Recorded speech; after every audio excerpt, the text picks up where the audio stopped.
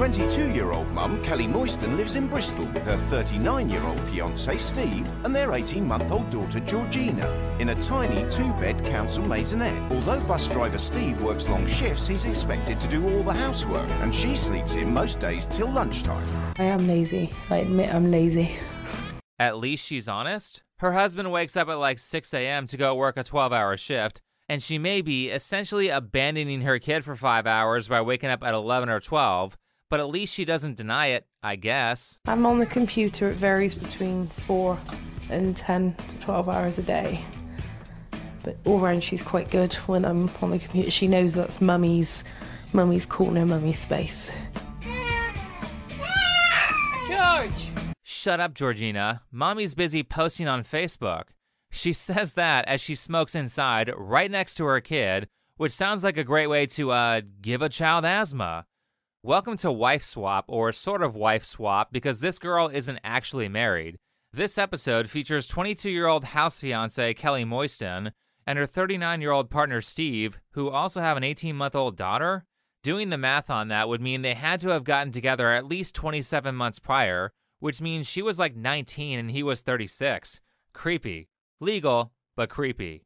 Anyway, in this episode, Kelly will be swapping houses with 37-year-old working wife Kerry, who is a hairdresser and really OCD about this couch. When Kerry wants something, she gets it.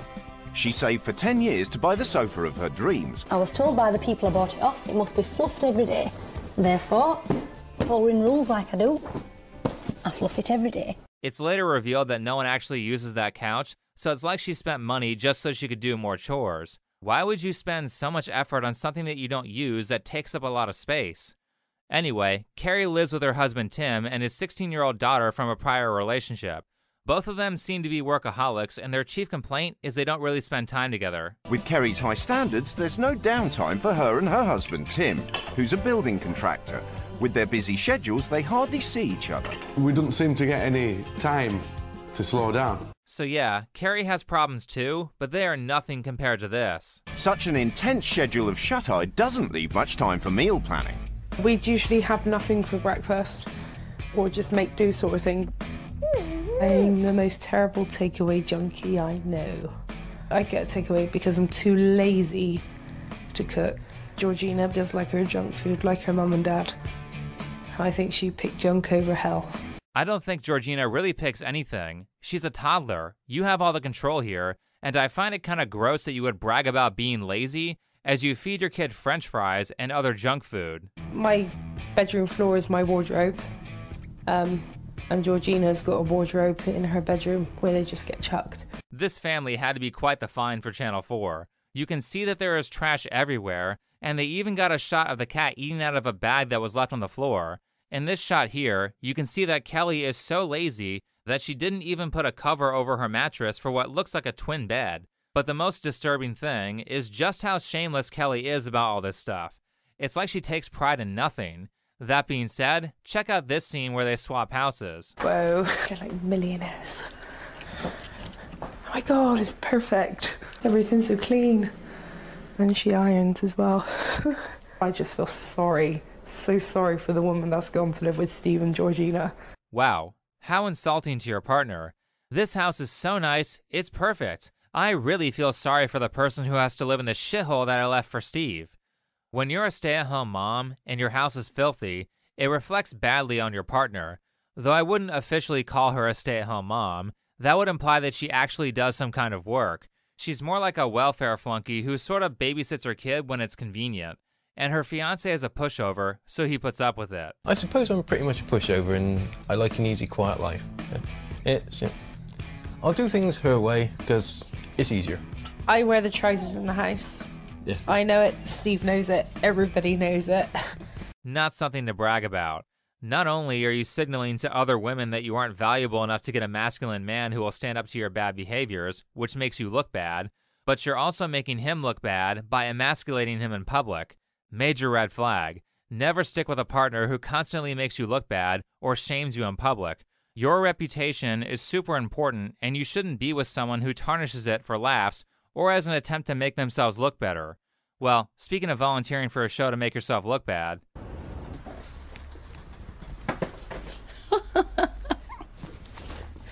Oh, God. I just walked into my worst nightmare.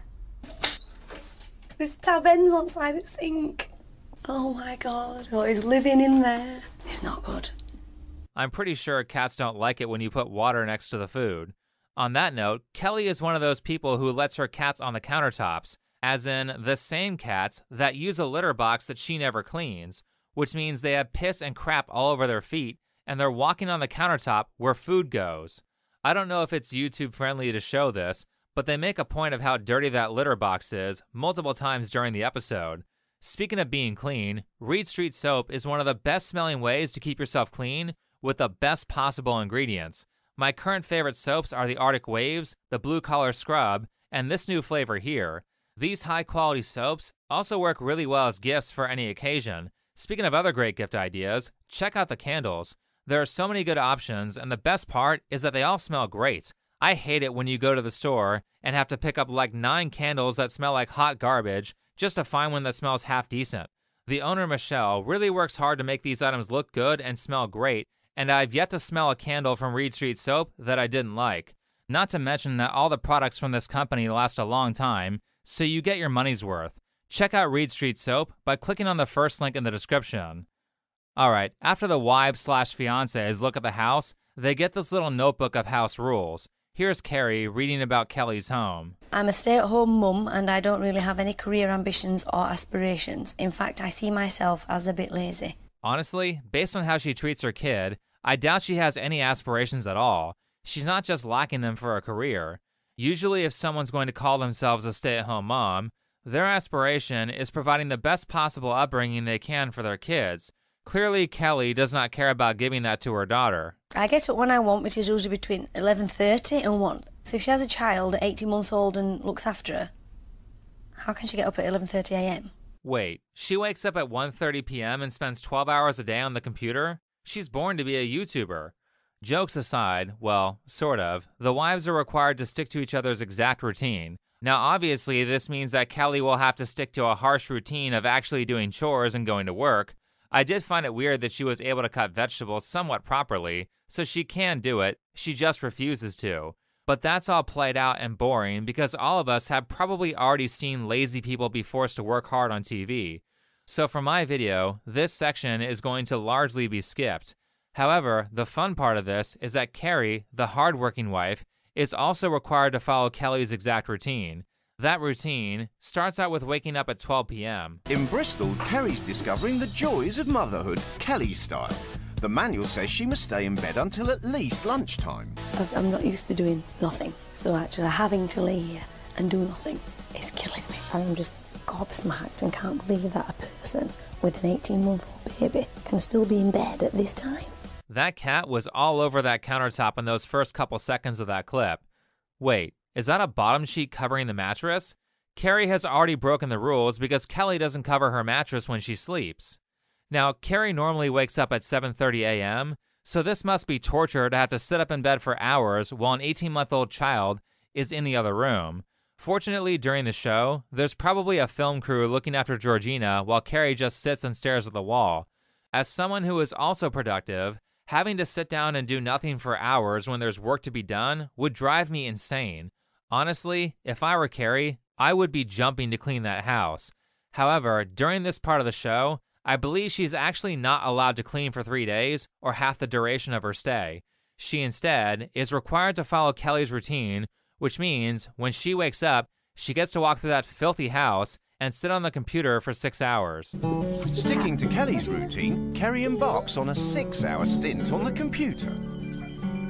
Kelly, in her head, is being a good mum because she's not working. See, she thinks she's spending time with her child, but where I see it is she's in the same room as her child, but she's not interacting with the child. Actually, it's worse than that because while Kelly's in the room with her kid, she smokes and yells at her for disturbing her on the computer. I bet her daughter Georgina would be much better off in a separate room during these hours of the day. But not only does Kerry have to follow Kelly's routine, she also has to follow her diet, which includes feeding her kid junk food. By 1:30, Kerry is struggling to stick to Kelly's manual, which says Georgina has crisps for breakfast. Do you want some breakfast? Some real breakfast? But I'm going to give Georgina some cereal, so I am actually breaking rules. but it's not for me. I appreciate the effort, but cereal is not healthy. The vast majority of cereal is sugary crap that is probably not much better for you than chips. Kerry also feeds Georgina one of those kids' yogurts. I can't see the ingredients, but stuff like Dannon yogurt for kids is not healthy either. The second ingredient is sugar. Not a good sign. Kerry's broken the rules again to give Georgina a healthy breakfast, but she must stick to the prescription of cola and crisps.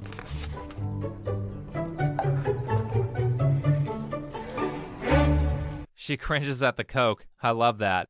I don't think that soda drinkers realize that if you get off sugar for a while and try to drink a Coke, it will actually taste gross. I used to drink soda a lot when I was younger, but now that my diet is healthier, I can barely stand it. Oh, and I forgot one thing. So not only does Kelly spend all day in bed and on the computer, but as soon as her fiancé Steve gets home, 4 nights a week, she spends hours at a karaoke bar. So Kerry has to go do that as well. Kelly goes out up to 4 nights a week without Steve. Tonight, Kerry gets to indulge in Kelly's passion, karaoke.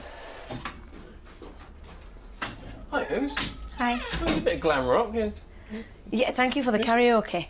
I like how she spent all that time doing her hair just so she could put it into a ponytail. It would be less comical and I'd be less critical if she wasn't a hairdresser. That being said, it's safe to say that despite never meeting Kelly, Kerry has noticed that Kelly is incredibly lazy. Kerry's not the only one though. Back where she lives, her coworkers have also noticed how lazy Kelly is when she talks about her fiancé. So he's gone for 12 hours and then he'll come home and do the housework. He's a good partner. But you feel guilty though when it's work? Not at all, because as he says, I look after the baby all day and he comes home and he tidies up. So, and he says being a mother is one of the hardest jobs. Does she really feel justified saying that being a mom is the hardest job in the world when she sits on the computer all day, goes out to party 4 times a week, and lets her husband do all the housework? Keep in mind, they don't exactly have the biggest place. It's a very small 2-bedroom home, and even in its disgusting state, most of it could be cleaned up in an afternoon. There's really no excuse for her to have 16 hours in a day and spend none of it cleaning. Now, there is the argument that Steve wants to provide the money and do the housework because that's his way of showing that he cares. And you could make the argument that if he is freely offering this stuff, then Kelly is not being abusive. It's just his preference. However, because there's a child involved and Kelly is using his charity as an excuse to not take care of her kid, Steve not requiring her to contribute is a problem. Kerry kind of rightfully points out that Kelly acts like this because Steve doesn't assert boundaries. A woman needs a man. And if, like a child, if you haven't got boundaries, you will cross them constantly. So I think Kelly needs boundaries, and I think the only person can put Kelly's boundaries is Steve. I would actually give him most of the blame for enabling his fiancée to treat his daughter like crap, especially considering that he is 17 years older than her. After this, the rules change, and now the wives can set new rules for the house. Obviously, the first thing Kerry does is clean Kelly's disgusting home. Here are some screenshots of that. Outside of the extreme home makeover portion of this show, there isn't much interesting that goes on during Kerry's side of the rule change. However, when Kelly changes the rules, stops working, and forces everyone to eat TV dinners, Kerry's husband Tim is not such a pushover like Steve is. At 9:30 the next morning, Tim's back on cleaning duty, but he's had enough. But if people come to see me or Kerry and come to our home, and it looks in a shithole, they're going to think we're shithole kind of people. Kelly? No. You getting up? No.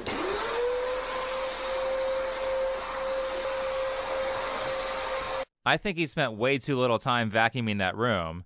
Things get a little bit more heated when Kelly makes toast and refuses to make toast for anyone else but herself. Because like I said, everybody's going to do things for themselves. That's just selfish. No, it's not selfish. I stated the fact everybody, if they want something done, they do it themselves. Yeah, exactly, right? So why aren't you doing this yourself? Because I said my rules were I refuse to do any cleaning. Well, to be fair, even though that statement was extremely selfish, she did just spend 3 days cleaning that whole house. There can't be that much to do. I think it's largely just them two in that house, plus a dog, and sometimes a 16-year-old daughter. Because there are no young children, and I assume the 16-year-old cleans too, outside of pet hair, how much cleaning could there be? Actually, that makes her look worse because it means she's throwing a fit over like 5 minutes of washing a dish or two, or putting a little time into spreading butter over some toast for a guy who's doing chores for her. Why should I always have to make other people feel happy? It's not always about other people. It's about yourself as well. And yeah, I suppose it can be selfish. But then that's just life, isn't it? You have to think about yourself sometimes. I don't think about myself all the time. We have yet to see an example of when you've not thought about yourself during this episode. In fact, I'm not the only one who noticed that. After this episode aired, people called child services on Kelly, and she got investigated for neglecting her child. Justice. But that's not all. Apparently her and Steve committed welfare fraud. I'm not an expert on how British welfare works, but Kelly told the government that she wasn't living with Steve so she can get nearly £10,000 of benefits, and being on Wife Swap revealed that she lied. What a stupid criminal. Why would you out yourself like that? Did she really want to be on TV that much? Here's the funny part. Allow me to remind everyone that people who go on these kinds of reality TV shows like Wife Swap or 90 Day Fiancé basically get paid nothing. I don't know if both of them got paid separately, but Kelly was paid £1,000 for doing the show and was fined £3,700 for welfare fraud and had to do 150 hours of community service. Steve was also fined £3,700, so they ended up losing £7,400 to make $1,000 to $2,000 from being on Wife Swap. And I know everyone wants to say poor Steve because look how she's taking advantage of him. But Steve was also complicit in this fraud, and don't forget that he was 36 when he got a girl pregnant who was basically fresh out of high school and obviously not ready to raise a child. You would think that a guy who is almost middle-aged would have more perspective. He also is basically allowing Kelly to abuse his child. He's the man in the relationship. Why isn't he telling her to put down the cigarettes, get off Facebook, and actually start interacting with their child? Not to mention that I did some math, and because Steve works 12-hour shifts, he has a lot of days off. Full-time work in England is 35 hours, which means he has like 3 to 4 days off a week. And there's no way he's working lots of overtime or a second job, because they argued in court that he's too poor to pay rent. Even if Kelly is super lazy and refuses to do any housework, he lives in a small home and could easily take a single day of his days off and make that place spotless. Proof of that is shown when Kerry essentially cleans the place in like one day after her rule change. I mean, they don't cook, so it's not like they're doing tons of dishes. The whole episode frames Kelly as lazy, but Steve is probably pretty lazy too. Anyway, not too much else happens. Kelly throws a cocktail party and has everyone sit all over Kerry's precious couch that I mentioned earlier. Then Kerry takes Kelly's daughter to a play place and says this. She needs to expect interaction every day because she's a child. And it's important for her development. And the only reason Kelly isn't doing it is laziness. While I'm here, everything's great. But the minute I'm gone, the world will come crashing down around Georgina. True. Also, whether your kids like you or not is going to be relative to how much quality time you spend with them. The more you neglect your kids, the more they won't like you. After this scene, Kerry makes cupcakes for Georgina and does a terrible job with the frosting. And last, they have a little round table where the wives give each other advice. During this talk, welfare dad Steve shockingly outshines everyone in fashion. Holy crap, I never would have guessed he knew how to dress. He just needs to grow his hair out a little bit like it was in this paparazzi mugshot from the criminal trial. The rest of this scene amounts to the wives giving each other advice that you would hear from an old buddy cop movie. Kerry tells Kelly that she needs to be more organized and structured, whereas Kelly tells Kerry to sit on her couch every so often, and they finish off with an all-laughing ending like a 1960s sitcom. Well, not really. The show actually ends like a horror film where they do a 6-week follow-up, and we find out that Kelly and Steve are having a second child. What the hell? You can't even take care of one child. Condoms cannot be this expensive. This episode plays out a lot like the opening scene of Idiocracy, where the responsible couple is too busy to have kids, while the degenerates have like 50 kids. It's literally that scene. Having kids is such an important decision. We're just waiting for the right time. It's not something you want to rush into. I'd love to have kids with you, Kenny. You know I would. But then do you know that it would intrude on mine and your time? Shit, I'm pregnant again! I got too many damn kids. Thought you was on the pill or some shit. Hell no! 6 weeks later, and there are big changes for the Moyston family. They've been rehoused to a larger place because Kelly is pregnant. So Kelly and Steve also managed to welfare fraud their way into a bigger house, but I imagine that they weren't able to keep it after the criminal charges were filed. Outside of that, apparently this episode went viral last year, and Kerry has a TikTok, so she posted some updates to her page. The episode aired in 2009, and it's been 14 years. Unfortunately, Kerry and her husband Tim got a divorce in 2018. Kerry still does keep in touch with Kelly and her daughters, but didn't say much about them on TikTok. Interesting enough, though, Kerry commented on the pay of the show and said that not only did they get paid nothing, but it actually costs money to be on Wife Swap because you have to give them a shopping budget of your own money. So now I question if Kelly was even paid the £1,000 like the Daily Mail said she was. It just baffles me that so many people do these reality TV shows for free, or basically no money. But I think situations like Kelly's kind of separate the bad people from the good people, or the smart from the stupid. Everyone makes mistakes. However, bad people continuously make the same mistakes over and over again, even when people are accurately able to tell them what they're doing wrong. Steve and Kelly have a baby, probably by mistake considering that Kelly doesn't want to be a mom, and the thing that sets them apart from good people is that they continue the behavior they know is wrong and make no effort to course correct. It's not that hard to figure out that you shouldn't have additional kids when you don't have any money. It's also not that hard to figure out that you should clean up your house and spend time interacting with the kid that's already there, especially when you're home all day. Why isn't this natural to her? I mean, Kerry is childless and has never taken care of a child one-on-one before this show, yet she immediately knows what to do and runs circles around the kid's own mother. Kelly is very aware of her bad behaviors and openly talks about them during the show, but she refuses to change. This is one of the reasons why people who do well get so frustrated at people who complain about not doing well, because primarily what the successful people did was just stop doing all the things they knew were wrong. Just do that and you'll be fine. Anyway, thanks for watching, follow me on Twitter, and I'll see you in the next video.